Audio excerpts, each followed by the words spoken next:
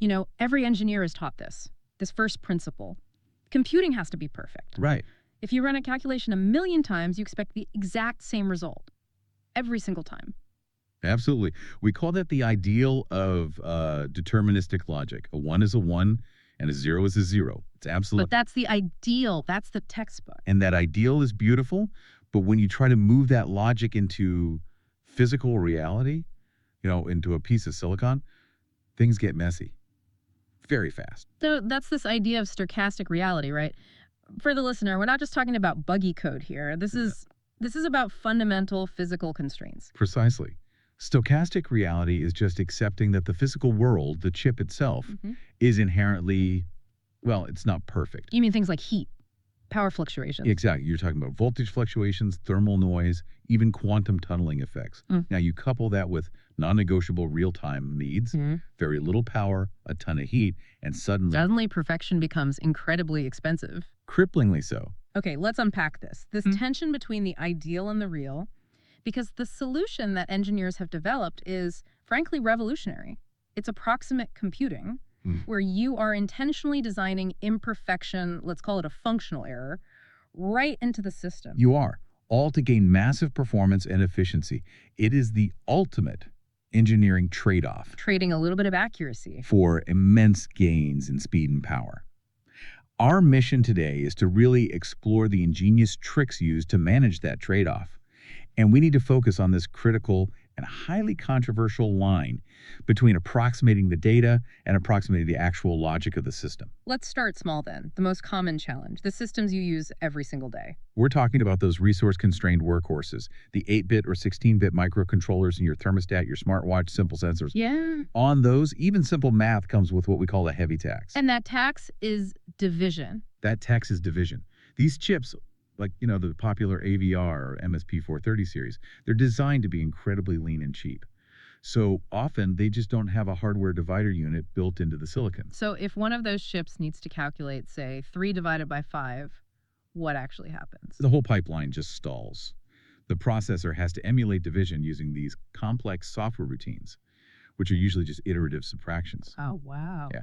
And that single operation can eat up dozens, maybe even hundreds of clock cycles. Which in a real-time system is a disaster. It's devastating. It completely destroys your real-time guarantees. So the job then is to get rid of division, just Right. eliminate it entirely. That's the goal. And our first tool for escaping this perfection tax is replacing that expensive division with something lightning fast, bit shifts, which forces us into the world of fixed point arithmetic. It's such an elegant solution. Take a common example, converting Fahrenheit to Celsius.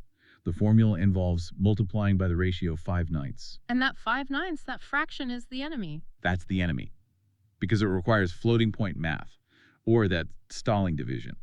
Both are agonizingly slow on these tiny chips. So the trick is to get out of the world of fractions and into the world of integers. Exactly. You scale the whole equation up, you take that fraction, 5/9, and you multiply it by a power of 2, let's say 2 to the 16. Now you're just dealing with big, fast integers. Okay, so instead of thinking about dividing by 9 later, you're baking that division into the constant you use for the multiplication at the start. You got it. 5/9 times 2 to the 16 gives you the integer 36408.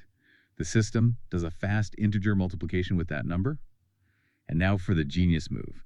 To undo that scaling, instead of a slow division, You do a bit shift. you do a single fast bit shift right by 16 places. And that's a single cycle operation. You've just traded a stall of hundreds of cycles for 2 fast operations, a multiplication and a shift. It's a huge win. Now, are you mathematically perfect? No. There's a tiny predictable error from that initial rounding. But functionally, for its purpose, the system is performing beautifully. Okay, so that handles division. But what if the system is so constrained that even a full 32-bit multiplication is too much of a luxury? Now you're getting into really tight spaces. This leads us to our next tool, binary sum approximations. Now even multiplication is the enemy. It is. So we go back to that constant 5/9, which is about 0.555. And we look for a way to express that decimal as a sum of simple binary fractions, You mean like 1/2, 1/4, 1/8? ones that are easy to calculate with simple bit shifts. So you just find a combination of those binary fractions that gets you close enough to 0.555. For instance, you could approximate it as 1/2 plus 1/16 minus 128th. I see. And just like that, you've converted a single expensive multiplication into a series of simple adds and subtracts with some fast bit shifts in between. Shift right 1, shift right 4, shift right 7. The complex arithmetic is just gone. Replaced entirely by simple logic. So we've optimized the math. But this toolkit, it goes way beyond just arithmetic shortcuts, right? You can also approximate the process the system is running. This is where we get into some really interesting algorithmic compromises. One of the most common is loop perforation. That sounds aggressive, like you're literally punching holes in your own code as it runs. You are. If you're decoding a video stream, for example, Yeah. the system might be programmed to systematically skip, say, every fifth iteration of the frame processing loop. And you gain 20% speed instantly. Instantly. And for many applications, the loss in quality is negligible. It might even be imperceptible to you. You're sacrificing mathematical integrity for raw execution speed. And another one we see everywhere now, especially in machine learning, is precision scaling. Oh, this is critical for mobile AI. When a big neural network is running on your phone, let's say it's trying to categorize a photo, the weights it uses for the calculation might be stored as 32-bit floating point numbers. Which are computationally heavy. Very. But if you're just trying to get a tag for a photo, you don't need scientific-grade precision. You don't need all 32 bits. Exactly. So the system dynamically scales those weights down to, say, 8-bit integers. It's a massive reduction in the computational power you need. The performance boost is tremendous, and the drop in accuracy is minimal, statistically acceptable. So all these methods, loop perforation, precision scaling, they show that this is about making deliberate, functional compromises. That's a whole philosophy. Let's move to the place where this philosophy is most welcome: image processing. Our sources actually call this the golden child of approximation. Why? Because of you, the listener. The human visual system, the final destination for the data, is incredibly forgiving. Our eyes act as a natural low-pass filter. Yes, we're just hardwired to smooth things out. So if there's a tiny speck of noise or a blur that's mathematically a little bit off, Our brain just handles it. Yeah. It does the smoothing and reconstruction for us automatically. We can afford to be mathematically wrong by a bit, as long as the result is perceptually right. and this just opens the door for some real engineering genius, like using Pascal's triangle for Gaussian blurs. A true Gaussian blur is very demanding. It requires all these slow floating point coefficients. So the compromise is to swap those out for simple integers. Exactly. You grab them right from Pascal's triangle. If you use the fourth row, you get these beautiful, simple integer weights for your kernel. 1, 4, 6, 4, 1. But the genius, again, is the math hiding underneath that choice. It's not random. Not at all. Uh-uh. When you sum those weights, 1 plus 4 plus 6 plus 4 plus 1, what do you get? 16. You get 16. And 16, crucially, is 2 to the power of 4. So you've done it again. You've maneuvered the final division into a fast, single-cycle bit shift operation. Shift right by 4 places. You've replaced slow floating point math with integer addition and a single shift. That is just, it's so clever. And they take it even further to speed up the actual operation, the convolution, which is the core math that makes the 2D blur happen. Right? A standard 2D convolution is incredibly complex. Every pixel has to look at a whole block of pixels around it. The complexity just explodes. It's a resource nightmare. How does approximation help there? They exploit what's called the separability advantage. Gaussian kernels are mathematically separable. So instead of doing one gigantic complex 2D pass over the whole image, You break it down. you perform 2 simple one-dimensional passes. You run one filter horizontally, and then you run a second filter vertically over that result. So you turn one massive computational headache into 2 much smaller, faster ones. And it leads to enormous performance gains. Yeah. We're talking orders of magnitude faster, Yeah. and the viewer. They won't notice any difference at all. Okay, so we've established that approximating data, approximating arithmetic, this is an incredibly powerful, responsible tool. It is. But this brings us to the line in the sand. So far, we've been approximating the data, the number, the pixel, the weight. Now we have to talk about the most intense debate in modern computer architecture, the controversy of approximate logic. This is the jump. This is moving from a dynamic software-defined compromise to a permanent foundational flaw that is built directly into the silicon. We're moving from an option to a feature of the hardware. Exactly. But why would any engineer intentionally build an error into the very foundation of the machine? Because the goal is still the same: speed and power efficiency. And this intentional error takes the form of an inexact logic gate. Specifically, an approximate adder. So contrast that with a normal deterministic full adder. A deterministic adder it's a sprawling circuit. It's designed to make sure that the carry bit, the overflow from one column of addition to the next, is propagated perfectly across all the bits. It guarantees correctness. And the approximate adder, how does it get its speed? It cheats. It simplifies the logic by cheating the carry.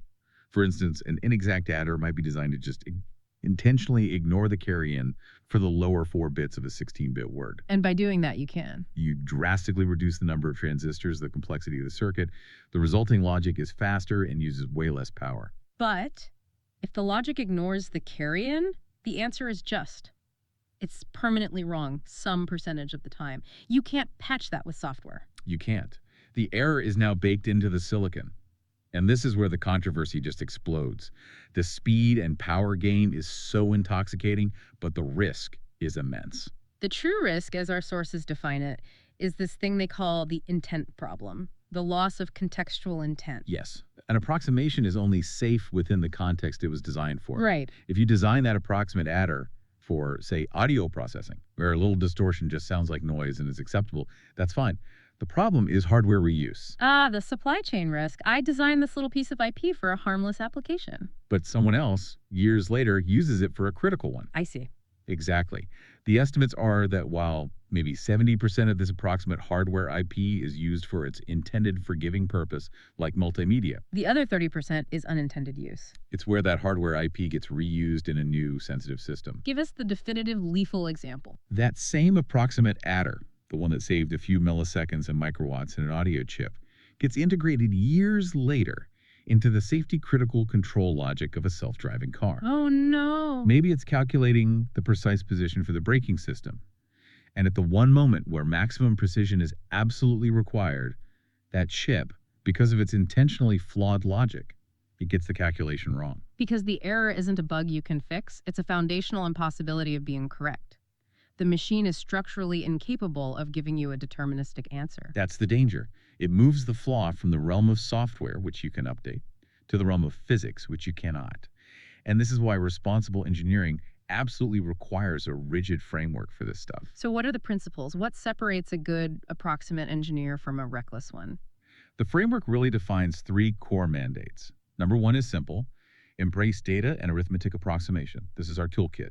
The bit shifts, loop perforation, precision scaling. Use it freely where perceptual or statistical results are okay, like image processing. Okay. Number 2. Number 2, if you use it at all, you must isolate logic approximation. It requires strict, unbreakable hardware-level isolation. It can never, under any circumstances, be allowed to leak into a general-purpose IP library where another team could just pull it and reuse it without knowing its flawed nature. And the third, the big one. The third is the core philosophy. Distinguish data from logic. You have to know what you're approximating. Data is malleable. We can blur a pixel. We can drop a few bits of precision. Fine. But the logic, the actual decision-making pathways, the control flow, the safety mechanisms, that has to be immutable, perfectly deterministic. That's the mandate. It connects right back to the very beginning of our discussion. It is the absolute line in the sand. Data is not logic. We can blur a pixel, but we must never, ever blur the if statement that decides if a system is safe. And as systems become more and more driven by AI and probabilistic results, the need to keep that underlying control logic deterministic becomes the highest engineering priority there is. So we started this deep dive talking about this impossible ideal of perfection and the chaotic reality of physics. We saw how engineers use these clever shortcuts like bit shifts to get around the division tax. And how they exploit the forgiving nature of your own eyes to make images that are visually perfect but mathematically, technically wrong. But the most crucial takeaway for you, the listener, is recognizing that approximation is a spectrum. It is. And the difference between a helpful compromise and a potentially fatal error rests entirely on where that compromise is made. Is it in the data or is it in the decision-making logic? So the next time your smartwatch performs a quick calculation or your phone processes a photo in an instant, remember the silent, intentional compromise is happening under the hood. It's trading precision for utility. And that's the bottom line. An approximate answer is a luxury. A logical error is a failure. That is the ultimate standard that all these future high-performance systems have to measure themselves against.